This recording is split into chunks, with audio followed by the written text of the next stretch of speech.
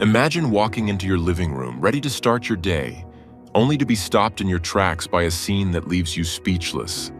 Lying on the dog bed isn't your dog. It's an entire family of wild bobcats. A mother curled protectively around her 3 tiny kittens, all sleeping soundly in a tangle of spotted fur, as if they'd always belonged there. Pat and Roger Kellerman thought they'd seen it all after years of living on the edge of Arizona's Sonoran Desert, until the morning they witnessed this. What began as chaos quickly turned into one of the most heartwarming and unexpected moments of their lives. But the most shocking part wasn't the bobcats. It was Indy. The dog stood just 5 feet away, frozen in pure confusion and disbelief. He wasn't barking. He wasn't moving. He just stared, like he was trying to ask his owners a few serious questions. And the best part? Indy's priceless reaction. Stay tuned. You have to see it to believe it. Before we start, hit the like button and make sure to subscribe if you haven't, and hit that notification bell so that you won't miss any new stories. Pat Kellerman had always considered herself a woman who could handle just about anything. At 72, she'd raised 4 children, survived the Arizona real estate crash of 2008, and once talked down a rattlesnake that had decided her front porch was prime sunbathing territory. Her husband Roger, a retired dentist with a dry wit and an impressive collection of Hawaiian shirts, often joked that his wife could negotiate world peace if only the United Nations would give her a chance. Their home in Scottsdale sat on the edge of the McDowell Sonoran Preserve, a sprawling desert landscape where saguaro cacti stood like sentinels and coyotes sang their evening songs. They'd chosen this spot precisely because they loved wildlife. From a distance. Inside their comfortable adobe-style house lived the true king of their domain, Indy, a 6-year-old Nova Scotia duck tolling retriever whose intelligence was matched only by his devotion to his oversized dog bed positioned perfectly in front of the living room fireplace. Indy had opinions about everything. If you moved his water bowl 3 inches to the left, he'd stare at it for a full minute before reluctantly taking a drink, as if to say, "I'm doing this under protest." If dinner was 5 minutes late, he'd sit by the kitchen door and sigh. An actual, audible sigh that could make even Roger feel guilty. But despite his diva tendencies, Indy was family, and that plush, memory foam dog bed Pat had splurged on last Christmas was his throne, his sanctuary, his one true love.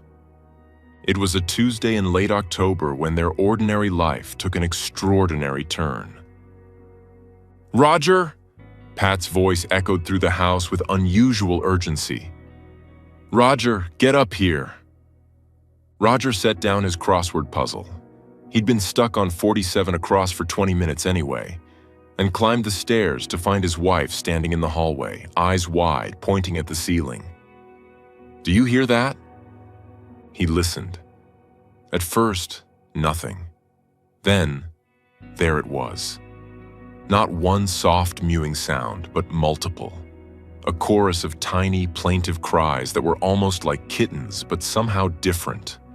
More wild, more desperate. "It's in the attic," Pat whispered, as if speaking too loudly might spook whatever was up there. Roger fetched his flashlight and the fold-down ladder, and with considerably more huffing and puffing than he'd like to admit, hauled himself up into the dusty darkness. His flashlight beam swept across boxes of Christmas decorations and forgotten exercise equipment until it landed on not 1, not 2, but 3 pairs of enormous, terrified eyes. "Well, I'll be damned," Roger muttered. "Pat, you better come up here." Huddled together behind an old lamp were the scruffiest, most pathetic baby bobcats he'd ever seen. They couldn't have been more than 8 or 9 weeks old, their spotted fur matted with dust, their oversized paws still clumsy and puppy-like.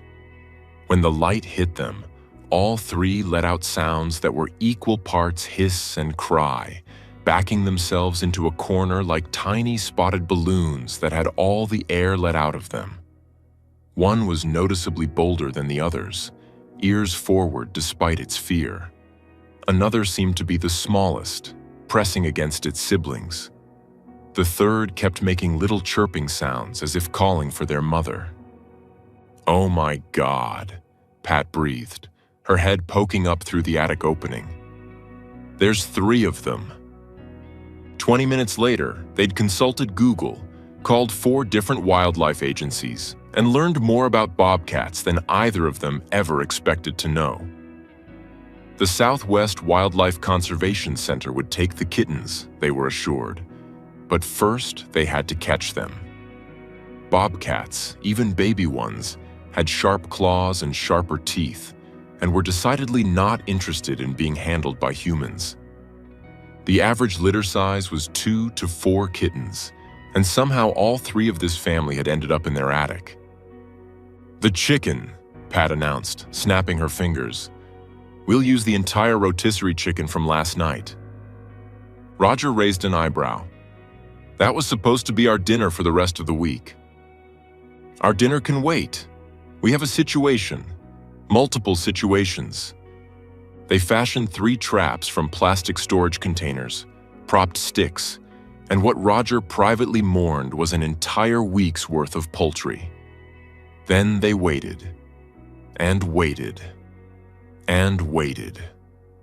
Indy, sensing something was amiss, stationed himself at the bottom of the attic ladder, occasionally glancing up and then at his humans as if to say, "You two have officially lost it." It took 4 hours, 4 long hours, during which Pat read an entire gardening magazine, Roger fell asleep in his chair twice, and Indy stress ate 3 dental chews. But finally, they heard it. The first clatter, then the second, then the third, followed by a symphony of high-pitched yowls from 3 very frightened, very trapped bobcat kittens. The tricky part was getting them down the ladder. The bold one hissed like a tiny demon. The smallest one made sounds that broke Pat's heart, desperate mews that sounded exactly like it was crying for its mother. The chirping one wouldn't stop vocalizing, creating a constant stream of bobcat commentary that Roger was certain could wake the dead. The Southwest Wildlife Conservation Center was everything they'd hoped. Professional, caring, and remarkably calm about the whole affair. A young woman named Maria with kind eyes and a no-nonsense ponytail took the 3 kittens, now wrapped in towels and looking more indignant than terrified. 3 kittens, Maria said, examining them carefully. "This is a good-sized litter. Mom's probably been frantic looking for them. They must have wandered through a hole in your roof while learning to explore. At this age, they're just starting to get mobile and curious. We'll keep them safe until she's found, or if she doesn't show up within 48 hours, we'll raise them until they can be released back into the wild." Pat watched as the bold kitten tried to escape from its towel, the small one huddled silently, and the chirpy one continued its running commentary. "They're so different from each other," she observed. Maria smiled. "They always are. Just like human kids. Bobcat kittens develop distinct personalities early on." Pat and Roger drove home feeling like wildlife heroes, already planning the story they'd tell at their next book club meeting. They'd saved 3 baby bobcats. They were basically running a wildlife rescue operation. This would be the talk of the neighborhood for months. The universe, it seemed, had other plans. They returned home to find their front door swinging gently in the evening breeze. Roger froze. "I locked that. I know I locked that." "The wind," Pat said, but her voice was uncertain. The Arizona monsoon season brought powerful gusts, but still. Indy greeted them at the door with unusual agitation, dancing from paw to paw, whining softly. His eyes kept darting toward the hallway, toward the guest bathroom at the end. "What's wrong, buddy?" Pat knelt down, scratching behind his ears. Roger, flashlight in hand once again, he was really getting a workout today, walked slowly down the hall. "Probably just a bird got in through the open door," he said, more to convince himself than anyone else. Or maybe a lizard. He reached the bathroom and flicked on the light. Time seemed to slow down. Roger would later describe what happened next in vivid detail at parties, his Hawaiian shirt nearly vibrating with the memory. There, perched on the bathroom counter between the soap dispenser and Pat's reading glasses, was the mother bobcat. She was magnificent, easily 30 pounds of pure muscle and fury, with tufted ears and eyes that gleamed with primal fear and maternal rage. Her coat was thick and spotted, and even in her terror, she radiated the kind of wild power that reminded Roger exactly why humans had once feared the wilderness. For one frozen moment, man and beast stared at each other, each equally terrified of the other. Then all hell broke loose. The bobcat launched herself off the counter, ricocheted off the shower curtain, bringing it and its rod crashing down in a metallic symphony of chaos, scrambled across the bathroom floor, leaving deep scratches in Pat's carefully chosen bath mat, knocked over the wastebasket, sending tissues flying like confetti, and somehow wedged herself behind the toilet, making herself as small as possible despite weighing as much as a toddler. Roger, to his credit, didn't scream. He did, however, back out of the bathroom with impressive speed for a 74-year-old man with a trick knee and slammed the door shut. "Pat!" he yelled. "Pat! We have a bigger problem!" What followed was perhaps the most surreal evening of their lives. Pat called 911, then called back to clarify that no, it wasn't a burglar. It was a bobcat. Yes, a real bobcat. No, she wasn't confused. Yes, she understood that this was technically the wildlife department's jurisdiction, but could they please send someone anyway because there was a 30-pound wildcat behind her toilet? Meanwhile, Roger attempted to barricade the bathroom door with their bookshelf, a dining room chair, a decorative floor vase Pat had bought in Mexico, and for good measure, a coat rack. Indy sat in the living room, ears perked, occasionally tilting his head as muffled yowls and hisses emanated from the bathroom. "She followed the scent trail," Pat said, her voice breaking slightly. "She was looking for her babies. All 3 of them." The wildlife officers arrived 45 minutes later. Officers Chen and Rodriguez, both seasoned professionals who'd clearly seen stranger things than a bobcat bathroom occupation, though Roger suspected not by much. "She tracked them from the roof, through your attic," Officer Chen explained, surveying the situation. "When she found the door open, maternal instinct took over. Now she's terrified and cornered, which makes her dangerous. Female bobcats are incredibly devoted mothers. They're the sole caregivers for their young." What followed was a delicate operation involving nets, thick gloves, calm voices, and more patience than Roger knew he possessed. They removed the barricade piece by piece, opened the door just a crack, and began talking softly to the frightened animal. "It's okay, Mama," Officer Rodriguez cooed, as if addressing a frightened child. "We're going to take you to your babies. All 3 of them are safe. Nobody's going to hurt you or them." It took nearly 2 hours. 2 hours of gentle encouragement, strategic positioning of nets, and one heart-stopping moment when the bobcat made a break for it, only to be carefully guided, not forced, guided, into a large carrier. Through it all, the animal's fear was palpable. She wasn't aggressive. She was a mother who had lost her 3 kittens and would stop at nothing to find them. Pat found herself openly crying. She was just looking for her babies, she whispered to Roger, who wrapped an arm around her shoulders. Can you imagine coming back to find all three of them gone? The officers drove the mother to the conservation center, where they assured Pat and Roger the reunion would be immediate. Maria called an hour later, her voice thick with emotion. You should have seen it, Maria said. The moment we opened the carrier, she went straight to them. Started grooming all three immediately. The little one, the smallest, just pressed right up against her. The bold one started nursing right away. And the chatty one wouldn't stop chirping, like it was telling her everything that happened. It was beautiful. After an examination, Maria explained, all four would be released together at the preserve's edge the next morning. They'll probably head straight back into the wild, she said. These are wild animals. They want nothing to do with humans. Pat and Roger went to bed exhausted, emotionally drained, and convinced their strange adventure was finally over. Indy slept on his bed, one eye occasionally opening to check on his humans, as if making sure they weren't going to do anything else crazy. His bed seemed extra comfortable that night, extra safe, and he stretched out with a satisfied groan.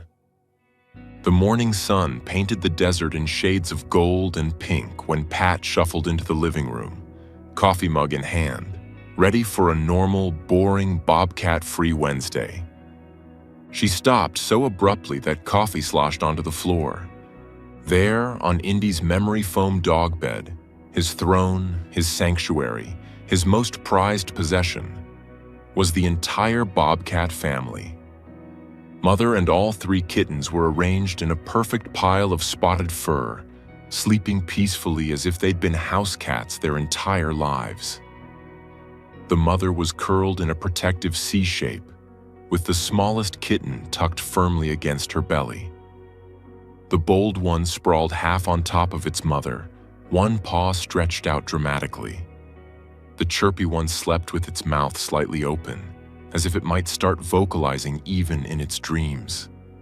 They must have come in through the dog door Indy used for his backyard excursions. "Roger!"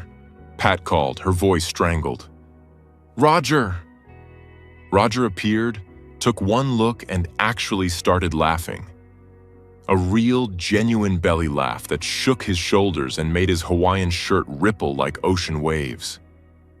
"Well," he managed between chuckles, "I guess we know where they went.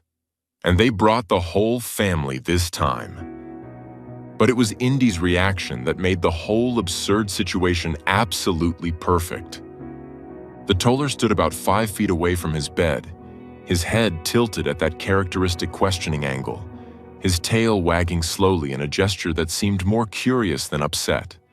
He looked at the sleeping bobcats, 4 of them, taking up every inch of his beloved bed. He looked at his humans, his amber eyes wide with what could only be described as bewilderment. He looked back at the bobcats, as if hoping they might have vanished. Then he walked over to Pat and sat down, leaning heavily against her leg, and gave her a look that was so expressive, so perfectly timed, so utterly filled with confused acceptance that both she and Roger started laughing until tears ran down their faces. His eyes clearly said, "You guys have new members? All of them? On my bed?" There was no anger in his gaze, no jealousy over his stolen throne. Just pure, confused, utterly dog-like acceptance of this bizarre situation his humans had somehow created. He glanced back at the bobcats one more time, then let out one of his signature sighs, this one particularly long and dramatic, and laid down on the floor next to Pat's feet as if to say, "Fine. I'll just be down here on the hard floor while they enjoy my bed." They called Maria immediately, of course, who arrived with the team within the hour, barely containing her amazement. "In all my years," she kept repeating. "In all my years of wildlife rescue, I have never seen anything like this." The bobcats were still sleeping when they entered, and waking them required the kind of gentle persistence one might use with stubborn teenagers on a Saturday morning. The mother opened one eye, assessed the humans, and seemingly decided they weren't a threat. The bold kitten woke up swinging, tiny paws batting at air. The small one burrowed deeper into the bed. The chirpy one started its running commentary immediately, a stream of squeaks and mews that seemed to announce, "We were sleeping, very comfortable sleeping, on this excellent bed." "They usually bolt at the first sight of humans," Maria said, carefully scooping up the small kitten. She must have felt incredibly safe here.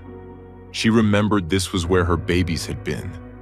And that bed, she gestured at Indy's memory foam throne, probably felt safer and more comfortable than anywhere in the wild.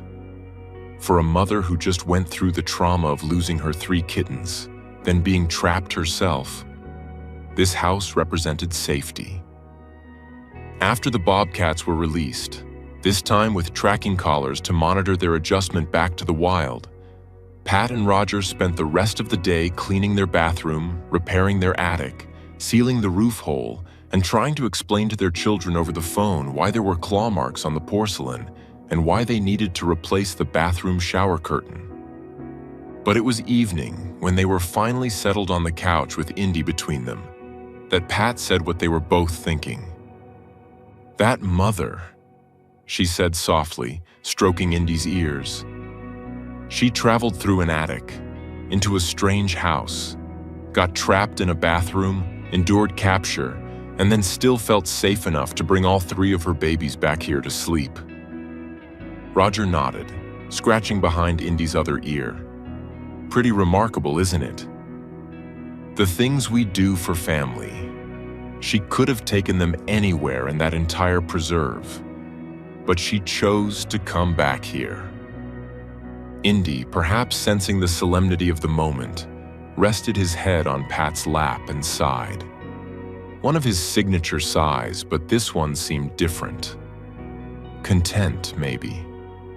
Or perhaps just relieved that his bed was finally his own again and these strange spotted creatures were gone.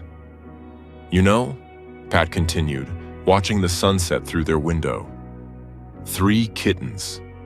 3 distinct personalities, just like Maria said. The brave one, the quiet one, the talkative one. Just like our kids were. And just like our kids, Roger added with a smile, they completely took over the house. The story became legendary in their neighborhood, then in local news, and eventually made its way to viral social media posts with headlines like, "Bobcat family invades home, dog remains unimpressed," and "Wildcats choose dog bed over desert, dog has questions." But for Pat and Roger, it remained something more personal. A reminder that home isn't just about walls and roofs and locked doors. It's about the moments when those boundaries blur, when the wild and the domestic collide in unexpected ways, when fear transforms into trust. And sometimes, it's about a very patient, very confused dog who's willing to share his bed with an entire family of bobcats, a mother and 3 rambunctious kittens, and 2 humans crazy enough to see the magic in the chaos. Indy got 3 additional dog beds after that. "Just in case," Pat said. "One for each kitten," she joked, "if they ever decided to come back." You never knew when wildlife might come calling again. She placed them strategically around the house, one by the fireplace, one in the sunroom, one on the back patio. Roger teased her mercilessly about running a bobcat bed and breakfast, but secretly he hoped they would visit again too. Not for the chaos or the fear or the destroyed shower curtain, but for that singular moment when a wild mother looked at their home and saw sanctuary, a safe place for her family. That evening, As the desert cooled and the stars emerged, Indy lay on his reclaimed throne, finally at peace. But every now and then, he'd lift his head and sniff the air, detecting the faint wild scent that still lingered on his bed. And if Pat didn't know better, she'd swear she saw the ghost of a smile on his face. The look of a dog who'd experienced something extraordinary and lived to sigh about it. "You did good, buddy," Roger said, giving Indy a treat. "Sharing's tough, especially when it's your favorite spot and there are 4 wild cats involved." Indy accepted the treat with dignity, chomped it thoughtfully, and then did something that made both Pat and Roger burst into laughter. He walked over to one of the new beds Pat had bought, circled it 3 times, and laid down with an enormous theatrical sigh as if to say, "Fine, I'll try this one. But just so we're clear, if those spotted freeloaders come back, we're going to need to have a serious discussion about boundaries." That, Pat thought, as she watched the last light fade from the desert sky, was worth all the scratched bath mats, destroyed shower curtains, and sleepless nights in the world. The memory of 4 bobcats, 1 fierce mother and 3 tiny distinct personalities, sleeping peacefully on a dog bed, while 1 very patient toddler stood by and accepted his fate with nothing more than a confused look and a long-suffering sigh. It was a story about family, about safety, about the unexpected ways the wild world and the human world can intersect. And mostly, it was about Indy, the goodest boy in Scottsdale, who learned that sometimes love means sharing your most prized possession with a family of wild cats, even if you think they're absolutely ridiculous for taking it in the first place.